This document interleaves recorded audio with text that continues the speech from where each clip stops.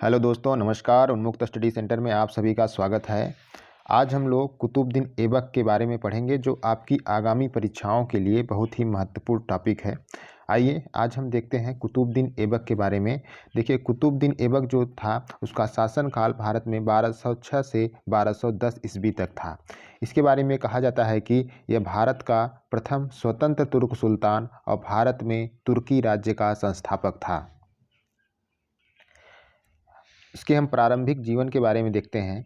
कुतुबुद्दीन ऐबक जो है यह तुर्क जनजाति का था और इस जनजाति के जो पुरुष और महिला होते थे उनके नाक और नक्शे सुंदर एवं आकर्षक होते थे। हालांकि ऐबक स्वयं देखने में कुरूप था और तुर्की भाषा में जो है ए का मतलब होता है चंद्रमा और बक का मतलब होता है स्वामी, अर्थात ऐबक का मतलब होता है चंद्रमा का स्वामी। एक विद्वान है मिन्हाजुद्दीन सिराज, उनका कहना है कि ऐबक का अर्थ टूटी उंगली वाला है।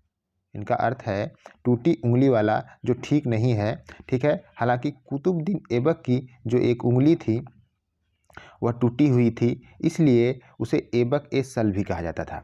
कुतुबुद्दीन ऐबक की जो एक उंगली थी वह टूटी हुई थी, इसलिए इसे ऐबक ए सल भी कहा जाता था। ऐबक को जो विकलांग था कहलाता था। ठीक है, जैसे तैमूर को तैमूर ए लंग कहा जाता था, क्योंकि तैमूर की एक पैर टूटी हुई थी। ठीक है, आगे बढ़ते हैं। ऐबक जो था, ऐबक के माता पिता जो है तुर्किस्तान के निवासी थे। कहाँ के निवासी थे? तुर्किस्तान के निवासी थे।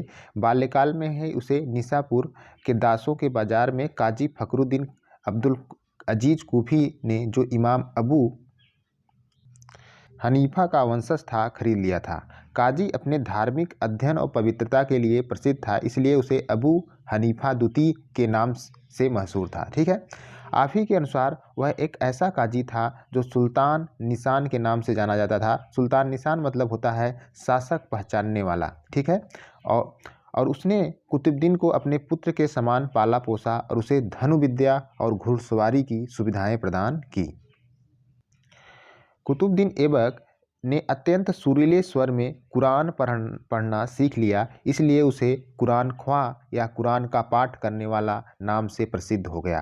काजी की मृत्यु के बाद उसके पुत्रों ने ऐबक को किसी व्यापारी के हाथों बेच दिया, जो उसे गजनी के दास बाजार में लाया, जहां उसे मोहम्मद गोरी ने खरीद लिया। गजनी के दास बाजार से जो है मोहम्मद गोरी ने उसे खरीद लिया। यहाँ से उसकी जीवनचर्या का नया अध्याय प्रारंभ हुआ, जिसे अंत में उसे दिल्ली के सिंहासन पर बैठाया।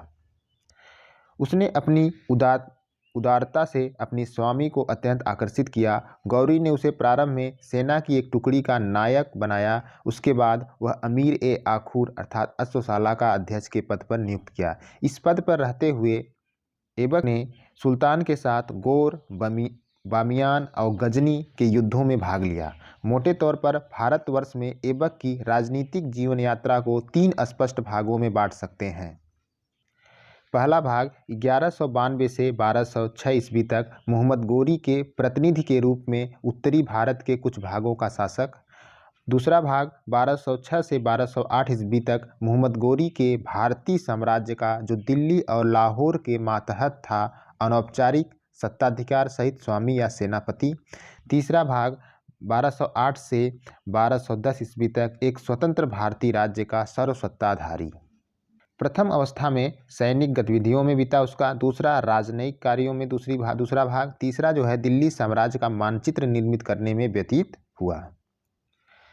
1192 ईस्वी में तराइन के द्वितीय युद्ध में ऐबक ने कुशलतापूर्वक भाग लिया, जिसमें गौरी की विजय हुई। और इसके पश्चात 1192 ईस्वी में गौरी ऐबक को अपने मुख्य भारतीय प्रदेशों का सूबेदार नियुक्त किया।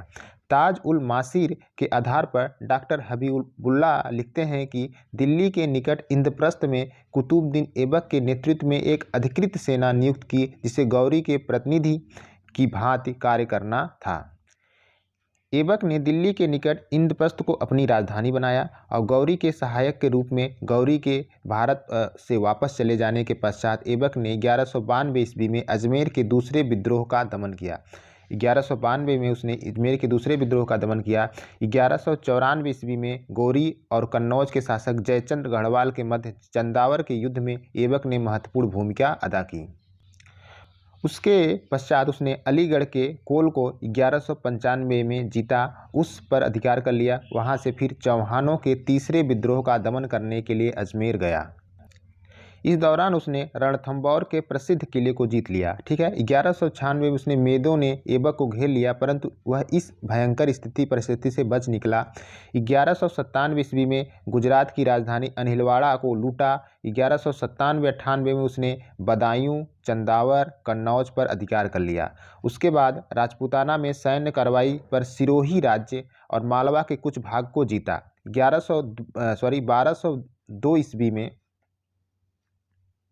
1202 ईस्वी में उसने बुंदेलगढ़ के राजा परमिरदेव को परास्त कर कालिंजर, महोबा और खजुराहो पर अधिकार कर लिया। ठीक है, अब हम देखते हैं शासक के रूप में ऐबक के बारे में क्या कहा गया है। फक्र मुदब्बिर के अनुसार 1205 और 1206 ईस्वी में जब गौरी खोखरों का दमन कर गजनी लौट रहा था तो औपचारिक रूप से ऐबक को वायसराय की शक्तियां प्रदान की गई। मलिक के पद पर उसकी पदोन्नति की गई और उसे भारतीय साम्राज्य का वली अहद उत्तराधिकारी नियुक्त किया गया। प्रोफेसर हबीबुल्ला और डॉक्टर ए.एल. श्रीवास्तव भी इसे सहमति प्रकट करते हैं कि गौरी ने ऐबक को भारतीय प्रदेशों का संरक्षक नियुक्त किया था, जबकि के.एम. निजामी इस विचार पर असहमत हैं। वस्तुतः ऐबक कभी वली अहद नियुक्त नहीं किया गया था, न तराइन के युद्ध के पश्चात न खोखरों के अभियान के पश्चात। चूंकि गौरी की आकस्मिक मृत्यु हुई थी, अतः उसे अपना उत्तराधिकारी नियुक्त करने का या साम्राज्य की एकता बनाए रखने के लिए उचित शासन का प्रबंध अवसर ही नहीं मिला। मुहम्मद गोरी के कोई पुत्र नहीं था और न उसे अपने कुटुंब या गौर जनजाति सरदारों पर विश्वास था। सल्तनत की रक्षा के लिए वह केवल अपने दासों पर विश्वास करता था। मिन्हाजुद्दीन सिराज के अनुसार वह कहा करता था कि अन्य सुल्तानों के 1 या 2 बेटे हो सकते हैं, मेरे अनेक और हजार बेटे हैं, यानी मेरे तुर्क गुलाम जो मेरे राज्य के उत्तराधिकारी होंगे, जो मेरे बाद उन राज्यों के खुतबे में मेरा नाम सुरक्षित रखेंगे। मिन्हाज कहता है कि गोरी को तुर्क दास खरीदने की प्रबल इच्छा रहती थी। उसके तुर्क दासों में प्रत्येक ने साहस, रणकौशल और आत्म बलिदान की में पूर्व के सभी देशों में बड़ा यश प्राप्त किया था और उसके दासों का नाम समस्त संसार में प्रसिद्ध हो गया। जब उसकी मृत्यु हुई तो उसके प्रमुख विश्वास पात्रों में से 3 थे। उनका नाम था ताजुद्दीन एल्दोज, नसरुद्दीन कुबाचा और कुतुबुद्दीन ऐबक। की स्थिति एक समान थी। निर्णय योग्यतम उत्तरजीवी के लिए छोड़ दिया गया, जिसमें ऐबक सबसे योग्य साबित हुआ। वही उसकी वास्तविक उत्तराधिकारी बना। गोरी के आदेश से पूर्व में यल्दोज की एक पुत्री का विवाह कुतुबुद्दीन ऐबक से, दूसरी पुत्री का विवाह नसरुद्दीन कुबाचा से हुआ था। वास्तव में सिंहासन पर बैठने से पूर्व ऐबक ने चतुर वैवाहिक नीति द्वारा अपनी स्थिति दृढ़ कर ली थी। उसने अपनी पुत्री का विवाह जो है इल्तुतमिश से कर दिया था, अपनी बहन का विवाह नसरुद्दीन कुबाचा से कर दिया था। गौरी की मृत्यु के पश्चात जो है लाहौर के नागरिकों ने ऐबक को दिल्ली से बुलवाया, उसे संप्रभु सत्ता ग्रहण करने की प्रार्थना की। उसे स्थानीय विशिष्ट जन अमीरों का समर्थन प्राप्त हुआ। चूंकि लाहौर अधिकाधिक खतरे में था, ऐबक ने तुरंत स्थिति समझ ली और अपना मुख्यालय लाहौर स्थानांतरित कर दिया और शासन सत्ता अपने हाथों में ले ली। इस प्रकार उसने अपने व्यक्तिगत सामर्थ्य व योग्यता से राज्य की सत्ता प्राप्त की। यद्यपि उसका अनौपचारिक राज्यारोहण गौरी की मृत्यु के 3 माह पश्चात 12 जून 1206 ईस्वी से हुआ। सिंहासनारोहण के समय उसने गुलाम की उपाधि धारण नहीं की, बल्कि केवल मलिक और सिपह सलार की पदवियां से संतुष्ट रहा और उसने पूर्व में अपने स्वामी गौरी से प्राप्त किया था। ठीक है, इस कारण ऐबक न तो अपने नाम का खुतबा पढ़वाया, न अपने नाम के सिक्के जारी किए। हालांकि नेल्सन के अनुसार उसके 4 ताम्र सिक्के मिले हैं, जिसमें कुतबी संज्ञा अंकित है और कुरामान से चलाए गए थे। ऐबक की सत्ता को औपचारिक मान्यता राज्यारोहण के 3 वर्ष पश्चात 1208 में मिली। ठीक है, और मिली जब गौर के सुल्तान जो मोहम्मद गौरी का उत्तराधिकारी था, गयासुद्दीन महमूद ने से ऐबक दास से मुक्ति पत्र प्राप्त हुआ। गौरी ने अपनी मृत्यु के समय अपने किसी दास को दासता से मुक्त नहीं किया था। इस विलंब का कारण गजनी, गौर और बामियान की तत्कालीन राजनीतिक जटिलताएं थीं। दास मुक्ति पत्र की प्राप्ति की प्रार्थना हेतु ऐबक ने निजामुद्दीन मुहम्मद को फिरोज कोह में भेजा। उसके पर गयासुद्दीन महमूद ने हसन निजामी के हाथों दास से मुक्ति पत्र उसकी दास हैसियत से मुक्त करने के लिए, क्योंकि कानूनी रूप से कोई दास सुल्तान नहीं बन सकता था, और भारत पर शासन करने का फरमान सिंहासन लाल छत्र सुल्तान के रूप में उसकी स्थिति को मान्यता देने के प्रतीक स्वरूप, और दूरबाश और पताका नक्कारा भेजा और सुल्तान की पदवी से विभूषित किया। इसके कारण हिंदुस्तान में तुर्क विजित क्षेत्रों पर गजनी का कानूनी दावा सदा के लिए समाप्त हो गया। ऐबक की जो प्रमुख समस्याएं थी, अब हम उनकी समस्याओं की पर चर्चा करेंगे। 1206 वर्ष में भारतवर्ष में गोरियों के अधिकृत प्रदेश पर मुल्तान, उच्च, नहरवाला, पुरसोर, सियालकोट, लाहौर, तसर हिंद, तराइन, अजमेर, हांसी, सुरसुती, कुहराम, मेरठ, कोल, दिल्ली, थनकर, बदायूं, ग्वालियर, मीरा, बनारस, कन्नौज, कालिंजर, अवध, मालवा, अदबंद, बिहार, लखनौती सम्मिलित थे। परंतु इनमें कुछ स्थानों पर जैसे कालिंजर और ग्वालियर पर उसका नियंत्रण शिथिल पड़ गया था। अतः उसने नई विजयों की अपेक्षा विजित क्षेत्रों में सुरक्षा और उनके निश्चित सीमांकन, उसके प्रशासनिक संगठन को अधिक तवज्जो दी। उसका राजत्व राजनीतिक कारणों पर आधारित था। विजय और युद्ध हालांकि उसे प्रेरणा देने वाले राजनीतिक तत्व थे, परंतु वह लगातार जीत की अपेक्षा सुरक्षा और संगठन पर अधिक विश्वास रखता था। आंतरिक राज्य नीति जो थी, ऐबक ने 4 वर्ष शासन किया और इस काल में उसने कोई नई विजय प्राप्त नहीं की। उसका शासन प्रबंध पूर्णतया सैनिक था, सेना की सहायता पर निर्भर था।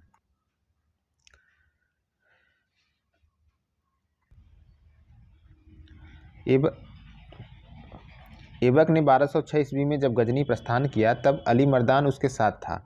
एल्दोज ने उसे बंदी बना लिया, किंतु किसी भांति वह मुक्त होकर ऐबक के पास आया, जिसने उसे लखनौती का राज्य क्षेत्र प्रदान किया। मलिक हिसामुद्दीन उसकी अधीनता स्वीकार कर ली। कैमाजरूमी के निरंतर प्रयत्नों से अली मर्दान बंगाल का इख्तियारदार बनाया जा सका और बंगाल दिल्ली के सल्तनत के अधीन हो गया। ऐबक की विदेश नीति क्या थी? ऐबक के समय दिल्ली के नए तुर्की राज्य के लिए सबसे बड़ा संकट मध्य एशिया की ओर से था और ख्वारिज्म के शाह की गजनी और दिल्ली पर दृष्टि थी। इसलिए कुतुबुद्दीन ऐबक का सबसे पहला कार्य था ख्वारिज्म के शाह को दिल्ली और गजनी पर अधिकार करने से रोकना और अपनी प्रतिद्वंदी कुबाचा और एल्दोज का दमन करना था। शासन के प्रारंभ में ऐबक ने अपने दोनों प्रतिद्वंदियों के साथ मित्रता की नीति अपनाई, किंतु यह स्थिति अधिक समय तक नहीं बनी रह सकी।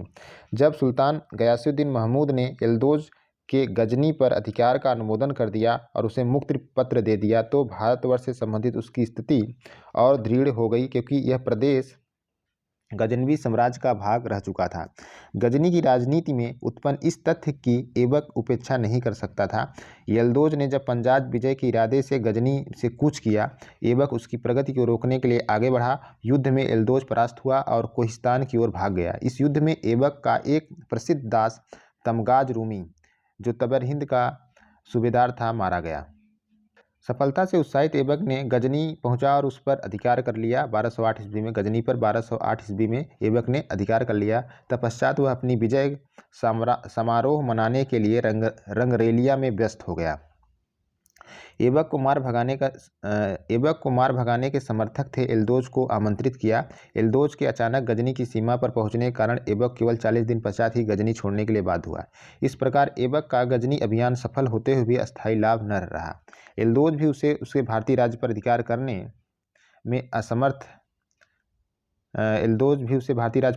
असमर्थ मिन्हाजुद्दीन सिराज के अनुसार संघर्ष में कोई कटुता नहीं थी, क्योंकि ऐबक एल्दोज का जमाता था। प्रभावशाली सुरक्षा की दृष्टि से ऐबक ने लाहौर में रहना सुनिश्चित किया और उसका शेष जीवन उसी नगर में बिता और दिल्ली में रहने का अवसर उसे कभी नहीं मिला। ऐबक का दूसरा प्रतिद्वंदी नसरुद्दीन कुबाचा। मुल्तान उच्च सिंध गौरी की मृत्यु के पश्चात वह स्वतंत्र शासक की भांति व्यवहार करने लगा। एल्दोज के विपरीत कुबाचा के साथ ऐबक ने मैत्रीपूर्ण और कूटनीतिक चाल चली। उसने अपनी बहन का विवाह कुबाचा के साथ कर दिया और दोनों के बीच कटुता जाती रही और कुबाचा ने ऐबक की अधीनता स्वीकार कर ली। गयासुद्दीन महमूद एल्दोज और कुबाचा के प्रति उसकी नीति उसकी राजनीतिक कुशलता का प्रमाण था। उसने उनके विरुद्ध हर समय शक्ति का प्रदर्शन न कर नरमी और विनय से ही काम लिया, और जो उस समय की अनिश्चित परिस्थिति में महत्वपूर्ण कदम माना जा सकता था। और उत्तर पश्चिम प्रदेश बंगाल की राजनीति में ऐबक इतना उलझा रहा कि उसने राजपूतों के विरुद्ध आक्रमणकारी नीति जारी रखने का अवसर नहीं मिला। 1210 ईस्वी में लाहौर में चौगान खेलते समय घोड़े से गिर जाने के कारण उसकी आकस्मिक मृत्यु हो गई। उसे लाहौर में ही दफना दिया गया। उसकी कब्र एक अत्यंत साधारण स्मारक खड़ा किया गया, जो तुर्की सल्तनत के संस्थापक की प्रतिष्ठा के बिल्कुल भी अनुरूप नहीं है। ऐबक की उपलब्धियां और मूल्यांकन। ऐबक एक अति उत्तम सेना नायक, व्यवहारिक और बुद्धिशील कूटनीतिज्ञ शासक था। उसकी सेना में तुर्की, गौरी, खुरासानी, खिलजी, हिंदुस्तानी सैनिक थे। गौरी की मृत्यु के पास भारतीय राज्य को गजनी के आधिपत्य से मुक्त कर एक स्वतंत्र राज्य में परिणति करने का प्रयत्न उसी ने प्रारंभ किया। भारत में तुर्की सरदारों को अपने साथ और आधिपत्य में लेकर उसने दिल्ली के तुर्की राज्य को एकता प्रदान की। वो गौरी के गुलामों में योग्यतम गुलाम सिद्ध हुआ। उसने उत्तरी भारत में पहले तुर्की राज्य की नींव रखी, जिसकी सीमाएं उत्तर पश्चिम सीमा से पूर्व में बिहार और बंगाल तक विस्तृत थी। शासक के रूप में ऐबक की उपलब्धियों को इतिहासकारों ने सराहा। ऐबक ने अपनी दिल्ली और बौद्धिक विशेषताओं के लिए भी प्रसिद्ध था। उसकी उदारता के कारण उसे लखता या लाखों का दान करने वाला भी कहा जाता है। उसे पीलबख्श भी कहा जाता है, क्योंकि वो हाथियों का दान भी करता था। इन उपाधियों से उसे सुशोभित किया गया। 17वीं शताब्दी में उसकी उदारता की कथाएं सुदूर दक्षिण में प्रचारित थी। उसकी महानता का यही सर्वोत्तम गुण था, किंतु वह जहां उसने लाखों का दान दिया वहीं लाखों का संहार भी किया। न्यायप्रियता और सुरक्षा की भावना उसके राज्य की विशेषता थी। वह अपने धर्मावलंबियों के मध्य न्यायपूर्ण राजा के रूप में विख्यात था। हुसैन निजामी का यह कहना कि उसके राज्य में शेर और बकरी एक ही घाट पर पानी पीते थे, अतिशयोक्तिपूर्ण है। ऐसा प्रतीत होता है कि उसने धार्मिक सहिष्णुता की उदार नीति का अनुसरण नहीं किया। यद्यपि 2 बार उसने पराजित हिंदू राजाओं के लिए मोहम्मद गोरी से सिफारिश की थी। उसकी सबसे बड़ी सफलता यह थी कि उसने गजनी के संबंध विच्छेद करके भारत को उसके प्रभुत्व से मुक्त किया। तो दोस्तों, आज ये हमारा कुतुबुद्दीन ऐबक थे। अगले लेक्चर में हम लोग इल्तुतमिश के बारे में पढ़ेंगे। धन्यवाद।